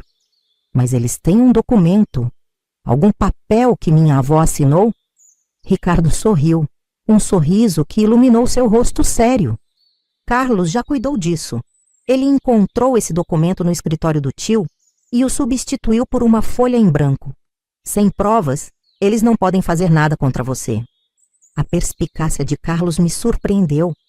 Ele havia pensado em tudo, preparado cada detalhe para garantir minha segurança. Senti uma onda de gratidão por esse jovem que arriscava a relação com a família para ajudar alguém que, aos olhos da sociedade, não valia mais que um lote de terra no sertão. Chegamos ao Brás depois de quase meia hora de viagem. As ruas aqui eram mais estreitas, menos iluminadas, mas também mais vivas, mesmo àquela hora. Pessoas conversavam nas calçadas, música saía de algumas casas, o cheiro de comida caseira pairava no ar. Ricardo parou o carro em frente a um sobrado modesto, mas bem cuidado. Chegamos. A professora Helena e o marido dela, Joaquim, estão esperando. Desci do carro com pernas trêmulas, ainda não conseguindo acreditar completamente na minha fuga bem-sucedida. A porta da casa se abriu antes mesmo que batêssemos, revelando uma mulher de meia idade, com um rosto gentil, emoldurado por cabelos grisalhos. "Você deve ser Severina", disse ela, com um sorriso acolhedor. "Entre, querida. Deve estar exausta." A casa era simples comparada à mansão dos Albuquerque Melo, mas tinha um calor, uma humanidade que nunca senti naqueles salões elegantes. Livros ocupavam quase todas as superfícies disponíveis, nas estantes, sobre mesas, empilhados no chão. O cheiro de café fresco e pão caseiro substituía o de cera e perfume francês. Helena me conduziu até uma pequena sala de jantar, onde seu marido, um homem calvo de óculos grossos, lia um jornal à mesa. Ele se levantou quando entramos, estendendo a mão para mim. Um gesto de igualdade que me desconcertou. Bem-vinda, Severina. Carlos nos contou sua história. Você é uma jovem muito corajosa. Corajosa. Ninguém nunca havia me chamado assim antes. Para a sinhazinha, eu era preguiçosa, desastrada, ignorante. Para minha avó era um fardo, algo a ser trocado por terra. Mas para estas pessoas, estranhos que me recebiam em sua casa no meio da noite, eu era corajosa. As lágrimas que havia contido durante toda a fuga finalmente transbordaram. Não eram lágrimas de medo ou tristeza, como tantas que derramei no quartinho dos fundos da casa dos Albuquerque Melo. Eram lágrimas de alívio, de libertação, talvez até de esperança. Helena gentilmente me conduziu até uma cadeira e colocou uma xícara de café quente na minha frente. Beba, querida. Depois pode nos contar sua história se quiser, ou pode descansar. Temos tempo agora. Tempo. Que conceito estranho para quem viveu anos correndo contra o relógio, sempre atrasada para alguma tarefa, sempre com medo de não terminar os afazeres antes do anoitecer. De repente, eu tinha tempo. Tempo para respirar, para pensar, para decidir o que queria fazer a seguir. Entre goles de café, comecei a falar. Contei sobre a seca no Nordeste, sobre minha avó me entregando a Dona Josefa, sobre os anos de servidão na casa dos Albuquerque Melo. Contei sobre como aprendi a ler escondida, sobre os livros que Carlos me emprestava, sobre as aulas noturnas, sobre Terezinha e seu pai. Helena e Joaquim ouviam atentamente, sem interromper, apenas ocasionalmente trocando olhares de indignação ou compaixão. Ricardo permanecia num canto, silencioso, mas visivelmente tocado pela minha narrativa. O que vocês fazem? Perguntei finalmente, curiosa sobre esses estranhos que me acolheram sem questionar. Por que ajudam pessoas como eu? Joaquim ajustou os óculos pensativo. Somos professores, como Ricardo deve ter mencionado. Helena ensina primário numa escola pública aqui no bairro. Eu dou aulas de história no liceu. E ajudamos porque acreditamos que todo ser humano merece dignidade. Porque não podemos ficar parados vendo injustiças acontecerem. Já ajudamos outras moças como você, completou Helena. Meninas do interior que vieram para São Paulo trabalhar em casas de família e acabaram em situações difíceis. Algumas voltaram para suas famílias, outras encontraram empregos decentes. Algumas até estão estudando agora. A ideia de que minha história não era única, de que havia outras como eu, e que algumas tinham encontrado um caminho melhor, acendeu uma centelha de esperança dentro de mim. E agora? Perguntei, colocando em palavras a questão que martelava em minha mente desde que saí pela porta dos fundos da casa dos Albuquerque Melo. O que acontece comigo? Helena sorriu gentilmente, estendendo a mão para cobrir a minha sobre a mesa. Agora você descansa. Amanhã começamos a pensar no próximo passo. Ricardo consultou o relógio e se levantou. Preciso ir. Carlos deve estar preocupado, esperando notícias. Virou-se para mim antes de sair. Fique tranquila, Severina. Você está em boas mãos agora. Após sua partida, Helena me conduziu a um pequeno quarto nos fundos da casa. Era simples.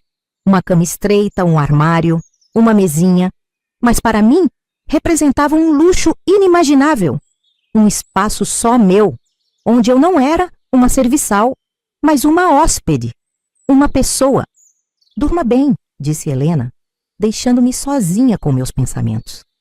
Mas o sono demorou a vir, apesar do cansaço que pesava em meus ossos. Deitada na escuridão, minha mente repassava os eventos da noite, tentando absorver a magnitude do que havia feito. Eu havia fugido, quebrado as correntes invisíveis que me prendiam, dado um salto de fé em direção a um futuro incerto, mas meu. O medo ainda estava lá, escondido nos cantos da minha consciência. Medo de ser encontrada, medo de não conseguir sobreviver sozinha, medo do desconhecido. Mas junto dele, algo novo florescia. Uma sensação de possibilidade, de espaço para respirar, de chance para decidir meu próprio caminho. A manhã chegou com o cheiro de café e o som de vozes na cozinha. Por um momento de desorientação, pensei estar de volta ao quartinho dos fundos da casa dos Albuquerque Melo, já atrasada para preparar o café da manhã da família. Então a realidade da noite anterior me atingiu. Eu havia escapado. Estava livre. Helena bateu suavemente na porta antes de entrar, trazendo uma xícara de café e um pedaço de pão com manteiga. Bom dia, querida. Dormiu bem? Assenti, ainda não totalmente acostumada a ser tratada com tanta consideração. Temos novidades, continuou ela, sentando-se na beirada da cama. Ricardo voltou há pouco. Conversou com Carlos pelo telefone. Meu estômago apertou. Descobriram que fugi? Estão me procurando? Helena sorriu, tranquilizadora. Na verdade, parece que a Sinhazinha está mais preocupada com a vergonha social do que com seu paradeiro. Segundo Carlos, ela disse às visitas que você recebeu um telegrama urgente sobre uma doença na família e teve que partir às pressas. Não pude conter uma risada amarga. Ela nem sabe onde minha família está. E nunca se importaria com uma doença de gente como eu. Bem, o importante é que não estão te procurando ativamente.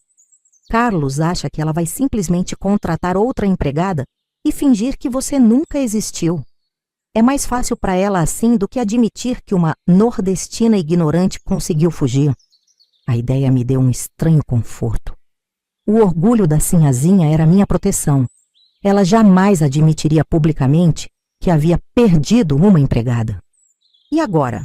Perguntei, repetindo a pergunta da noite anterior, mas com a mente mais clara após uma noite de sono. Agora temos opções a discutir, respondeu Helena. Mas primeiro tome seu café e venha nos encontrar na cozinha quando estiver pronta. Vesti-me rapidamente, ainda usando as mesmas roupas da fuga, e fui encontrá-los. Joaquim estava na mesa da cozinha com vários papéis espalhados à sua frente. Helena mexia algo no fogão que cheirava deliciosamente a caldo de feijão. Bom dia, Severina, saudou Joaquim, indicando uma cadeira para que eu me sentasse. Estávamos justamente conversando sobre você. Sobre mim? Sim, sobre suas opções daqui para frente. Veja bem, você tem várias possibilidades. Helena juntou-se a nós na mesa, colocando uma xícara de café para o marido. Primeiro precisamos regularizar sua situação. Você tem documentos? Certidão de nascimento, algo assim? Balancei a cabeça negativamente. Nunca vi nenhum documento meu. A Sinhazinha guardava tudo. Como imaginamos, suspirou Joaquim. Bem, temos contatos que podem ajudar com isso. Um amigo no cartório que já nos ajudou em casos semelhantes. A ideia de que existia uma rede de pessoas dispostas a ajudar pessoas como eu, pessoas que acreditavam que eu merecia uma chance, era quase tão assustadora quanto reconfortante. Quanto às suas opções, continuou Helena, você pode ficar conosco por um tempo, até se estabelecer. Posso perguntar na escola onde trabalho se precisam de ajudante. Não seria um trabalho glamouroso, limpeza, organização, mas seria honesto, com pagamento justo e tratamento digno. Ou, acrescentou Joaquim, se preferir, podemos ajudá-la a localizar sua família no Nordeste. Temos contatos lá também, professores, trabalhadores sociais, pessoas que poderiam procurar sua avó, seus irmãos. A menção à minha família trouxe um nó à minha garganta. Há quanto tempo não os via? 4 anos? 5? Será que meus irmãozinhos ainda se lembrariam de mim? Será que minha avó se arrependeu de me entregar? Há ainda uma terceira opção, disse Helena, observando minha reação. Carlos mencionou que você aprendeu a ler e escrever, que tem sede de conhecimento. Poderíamos arranjar para você continuar estudando. Há um programa de alfabetização para adultos que algumas amigas professoras coordenam. Você poderia completar sua educação básica, talvez até mais que isso. As possibilidades rodavam em minha cabeça como um carrossel de sonhos que nunca ousei ter. Trabalho digno, reencontrar minha família, estudar. Coisas simples que para a maioria das pessoas eram direitos básicos, mas que para mim pareciam luxos inalcançáveis até ontem. Não precisa decidir agora, assegurou Joaquim, vendo minha expressão confusa. Você pode ficar conosco o tempo que precisar para pensar, para se adaptar à sua nova liberdade. Liberdade. A palavra ecoou em minha mente como música. Era isso o que eu tinha agora. Não apenas a ausência de servidão, mas a presença de escolhas. O direito de decidir por mim mesma. Naquela tarde, Helena me emprestou algumas roupas, simples, mas limpas e da minha medida, e me levou para conhecer o bairro. O Brás pulsava com uma energia diferente de Higienópolis. Aqui não havia mansões silenciosas com jardins impecáveis, mas casas modestas, algumas fábricas pequenas, comércios familiares. As pessoas nas ruas falavam alto, riam abertamente, cumprimentavam-se pelos nomes. Este é o coração operário de São Paulo, explicou Helena enquanto caminhávamos. Aqui vivem muitos nordestinos como você, além de italianos, espanhóis, portugueses. Gente trabalhadora que constrói esta cidade com suas mãos. Passamos pelo mercado, cheio de cores e aromas que me lembraram da minha infância no Nordeste. A rapadura exposta em blocos retangulares, a farinha de mandioca em sacos abertos, as pimentas coloridas. Pela primeira vez em anos, não estava ali para servir alguém, para fazer compras a mando da sinhazinha, mas simplesmente para existir, para observar, para ser. No caminho de volta, passamos por uma pequena escola, o lugar onde Helena dava aulas. Ali, apontou ela, é onde acontecem as aulas noturnas para adultos. Se quiser, posso te levar amanhã para conhecer. A ideia de estudar formalmente, de sentar numa sala de aula como aluna legítima, não como uma intrusa que precisava se esconder, fez meu coração acelerar de excitação. Naquela noite, Ricardo voltou para jantar conosco. Trouxe notícias de Carlos. A sinhazinha estava furiosa, mas como previsto, mais preocupada com as aparências do que em me encontrar. Já havia enviado Dona Jandira para procurar referências para uma nova empregada. Carlos mandou isso para você, disse Ricardo, entregando-me um pacote pequeno embrulhado em papel pardo. Abri com cuidado, descobrindo um livro, Dom Casmurro, de Machado de Assis, e um bilhete. Para Severina, que teve coragem de escrever sua própria história. Espero que este seja apenas o primeiro capítulo de uma vida plena e digna. Com admiração, Carlos. Apertei o livro contra o peito, sentindo que um círculo se fechava. Foi um livro que começou minha jornada para a liberdade. E agora outro marcava o início da minha nova vida. As palavras que uma vez me foram negadas, agora me abriam portas, me conectavam a pessoas, me davam poder sobre minha própria narrativa.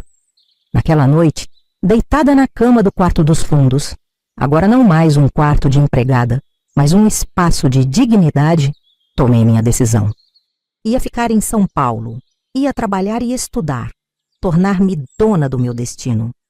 E um dia, quando estivesse estabelecida, voltaria ao Nordeste para encontrar minha família. Não como a menina trocada por um lote de terra, mas como uma mulher que construiu seu próprio valor. Os dias com Helena e Joaquim se transformaram em semanas, as semanas em meses. São Paulo, que antes era para mim apenas o cenário da minha servidão, agora se revelava uma cidade de possibilidades.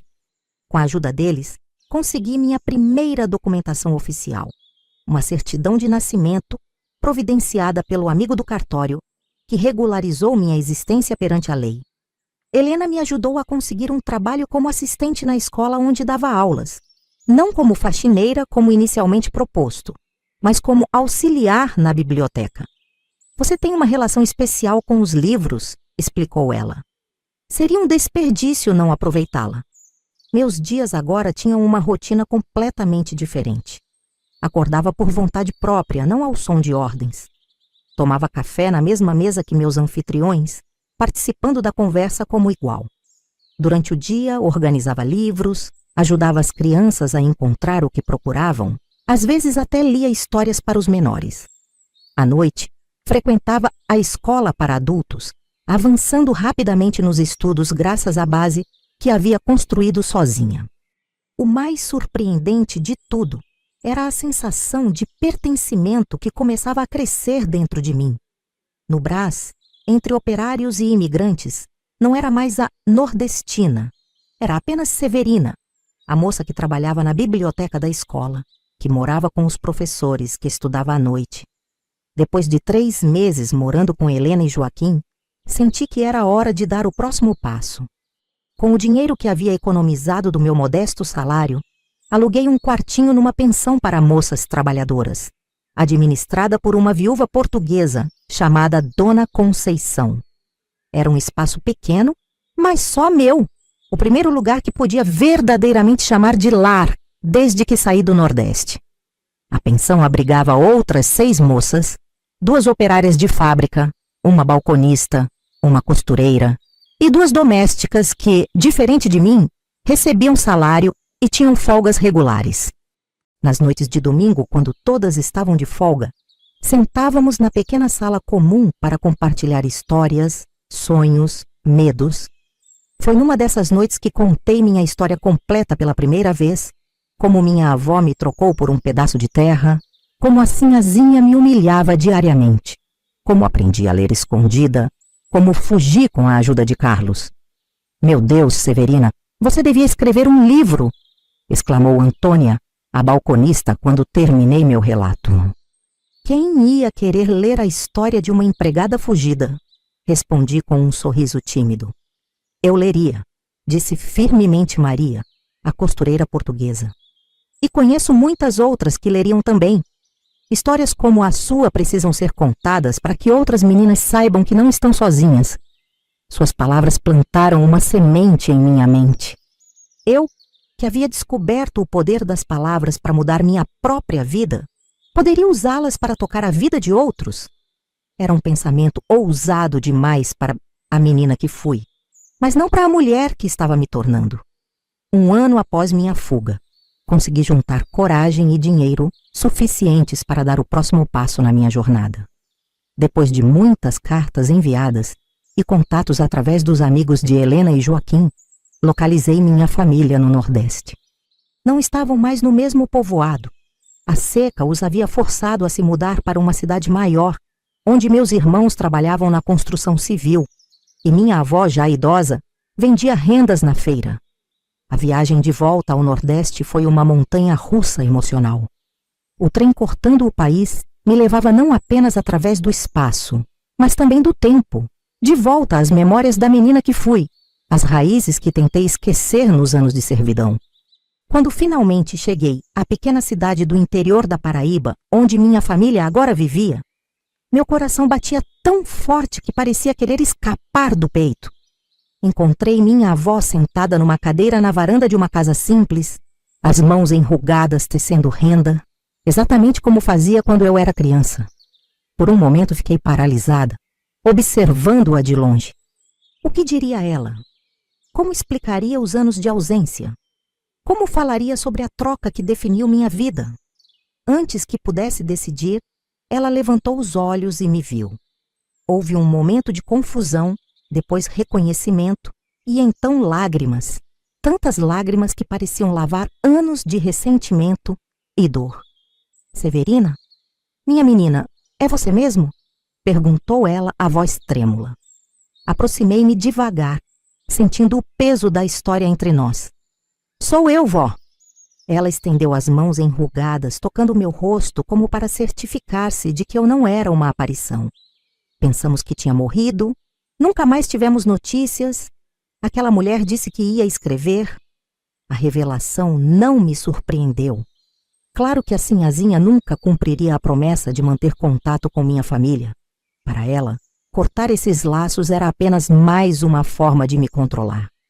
Estou viva, vó, e voltei. Nos dias que se seguiram, reuni-me com meus irmãos, agora homens feitos, casados, com filhos pequenos que não me conheciam. Conheci cunhadas, sobrinhos, vizinhos. Contei versões editadas da minha história, omitindo as partes mais dolorosas, focando em como aprendi a ler, como trabalhava agora numa biblioteca, como tinha meu próprio lugar para morar. O encontro mais difícil, porém, foi a conversa a sós com minha avó, na terceira noite após minha chegada.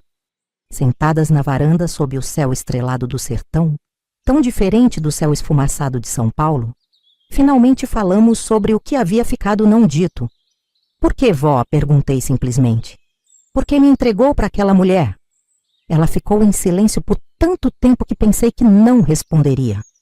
Quando falou, sua voz estava carregada de pesar. A seca, minha filha. Você não lembra como foi ruim? 3 anos sem chuva. Os animais morrendo, a plantação perdida. Seus irmãozinhos chorando de fome à noite. Lembrava-me vagamente da fome, do desespero, da tensão constante que pairava sobre nossa casa naqueles anos. Dona Josefa apareceu como uma salvação, continuou ela. Falou que a filha precisava de uma mocinha para ajudar na casa em São Paulo. Prometeu que você teria comida, roupa, até educação. E ofereceu aquele pedaço de terra perto do açude. Terra boa, com água, que nos permitiria plantar mesmo na seca. E o que aconteceu com a terra? Perguntei, embora já suspeitasse da resposta. Minha avó baixou os olhos, derrotada. Era tudo mentira. O documento que assinei, e eu nem sabia ler para entender, não era para a terra, era para dar a guarda de você para ela. Quando fui cobrar a escritura, o homem do cartório riu na minha cara. Disse que eu tinha vendido minha neta, não comprado terra nenhuma. A dor na voz dela era genuína, profunda, antiga. Percebi então algo que nunca havia considerado nos meus anos de raiva e ressentimento. Minha avó também tinha sido enganada, explorada, humilhada. Por que não foi me buscar quando descobriu a verdade? Perguntei, a voz mais suave agora. Como, minha filha? Com que dinheiro? Para ir até São Paulo? E depois, mandaram dizer que você estava bem, que estava feliz. Mostraram até uma carta que eu pedi para o padre ler, dizendo que você não queria voltar. Uma carta que, obviamente, eu nunca havia escrito. Mais uma mentira dos Albuquerque Melo para manter seu controle sobre mim, para cortar meus laços com o passado. Naquela noite, chorei nos braços da minha avó como não chorava desde criança. Chorei pela menina que fui, pela separação forçada, pelos anos perdidos. Mas chorei também de alívio, por entender finalmente que não havia sido simplesmente descartada, trocada. Minha avó, a seu modo desesperado, tinha tentado me dar uma chance de vida melhor. Uma chance que foi pervertida pela ganância e crueldade dos ricos que se aproveitaram da nossa miséria. Passei 2 semanas com minha família, reconectando-me com minhas raízes, compartilhando histórias, construindo novas memórias. Quando chegou a hora de voltar a São Paulo, para meu trabalho, meus estudos, minha vida recém-construída, fiz uma promessa: não perderíamos contato novamente. E mais que isso, prometi ajudar como pudesse, enviando dinheiro sempre que possível, mantendo vivo o elo que quase foi destruído. No trem de volta, olhando a paisagem mudar gradualmente do sertão árido para os campos verdejantes de São Paulo, refleti sobre a jornada incrível que minha vida havia sido até ali. Da menina trocada por terra, à mulher independente que agora eu era. E pensei em todas as outras meninas que, naquele exato momento, estavam em casas como a dos Albuquerque Melo, sofrendo as mesmas humilhações, tendo suas infâncias e dignidade roubadas. Meninas que, como eu, precisavam apenas de uma chance, de alguém que acreditasse que mereciam mais do que ser moeda de troca. Foi ali, balançando nos trilhos entre o passado e o futuro, que tomei uma decisão que mudaria mais uma vez o curso da minha vida. Retornei a São Paulo com um propósito renovado. Nos anos que se seguiram, continuei trabalhando na biblioteca escolar durante o dia e estudando à noite. Completei o equivalente ao ginásio, depois o colegial.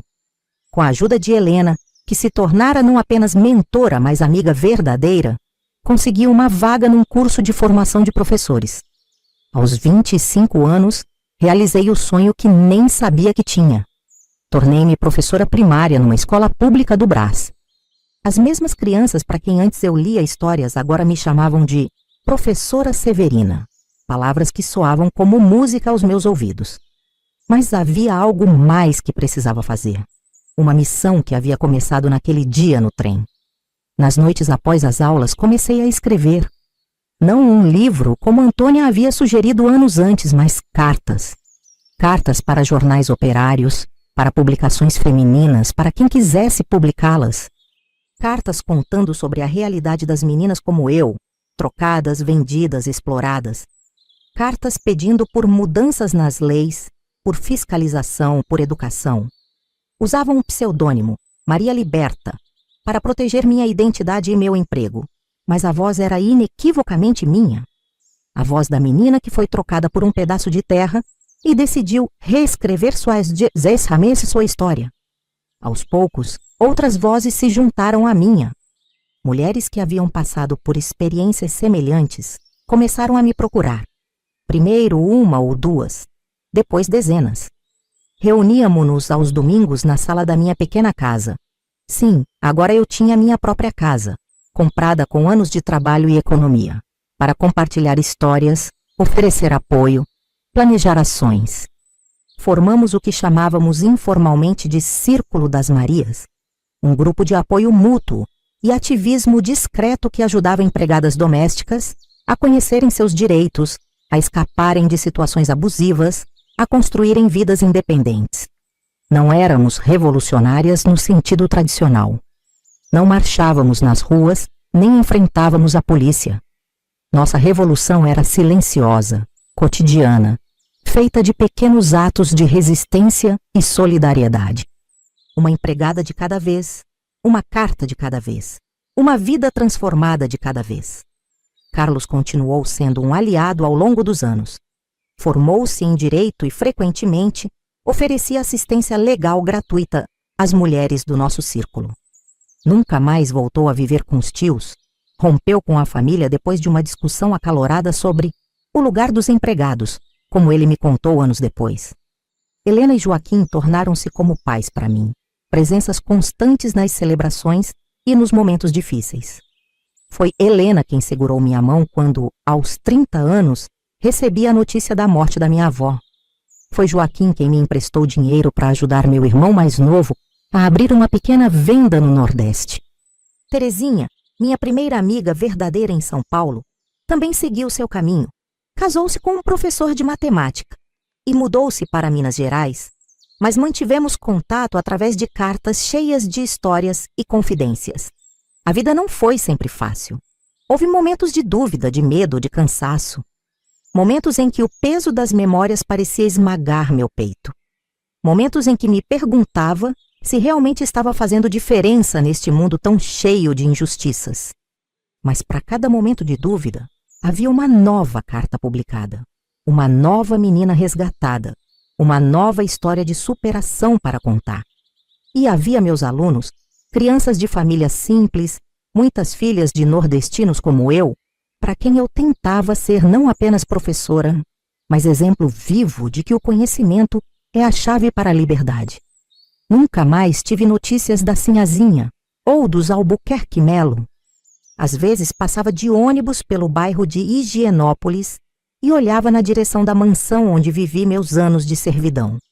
Com o tempo, até mesmo o ressentimento se diluiu, substituído por uma determinação tranquila de garantir que histórias como a minha se tornassem cada vez mais raras. Hoje, aos 91 anos, olho para trás e vejo uma vida plena, construída sobre as ruínas do que poderia ter sido uma existência de servidão perpétua. Meu cabelo está branco, minhas mãos enrugadas parecem mapas dos caminhos que percorri. Aposentei-me da sala de aula há muitos anos, mas nunca deixei de ensinar. Através das palestras que dou para jovens professoras, através dos livros que finalmente comecei a escrever após a aposentadoria, através das histórias que conto aos meus sobrinhos netos quando vêm me visitar. O Brasil mudou muito desde aquela noite em que fugi da casa dos Albuquerque Melo. Leis foram criadas para proteger trabalhadores domésticos, escolas se multiplicaram, oportunidades se expandiram. Mas sei que ainda existem severinas por aí. Meninas cujas infâncias são roubadas, cujas dignidades são negociadas, cujos sonhos são sufocados antes mesmo de nascerem. Para elas, deixo esta história e uma mensagem. Seu valor não é determinado pelo que os outros estão dispostos a pagar por você. Não é medido pelo lote de terra pelo qual te trocaram, nem pelo salário miserável que te oferecem, nem pelas palavras de desprezo que lançam na sua direção. Seu valor está no brilho dos seus olhos quando aprendem algo novo. Está na força das suas mãos, que constroem vidas apesar dos obstáculos. Está na coragem do seu coração, que continua a sonhar, mesmo quando tudo parece conspirar contra você. Às vezes, quando o sol se põe e as sombras se alongam em minha pequena varanda, ainda sinto o cheiro da terra molhada do sertão. Ainda ouço a voz da minha avó cantando antigas cantigas de ninar. Ainda sinto o peso do primeiro livro que segurei nas mãos trêmulas, abrindo caminho para um mundo novo. E sorrio, grata por cada passo da jornada, mesmo os dolorosos, mesmo os injustos, porque foi essa jornada que me trouxe até aqui, que me ensinou que às vezes precisamos ser trocadas para descobrirmos nosso verdadeiro valor. Sou Severina Maria da Conceição. Fui trocada por um lote de terra. Fui humilhada pela sinhazinha todos os dias. E quando resolvi tomar as rédeas da minha vida, descobri que valia muito mais do que qualquer pedaço de chão neste mundo. E você também vale.